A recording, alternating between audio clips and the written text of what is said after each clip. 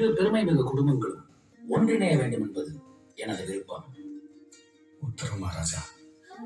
எதிர்வரும் நல்ல முகூர்த்தத்தில் வீரசிம்மனுக்கும் திரௌபதிக்கும் விவாகம் நடத்த ஏற்பாடு செய்யுங்கள்.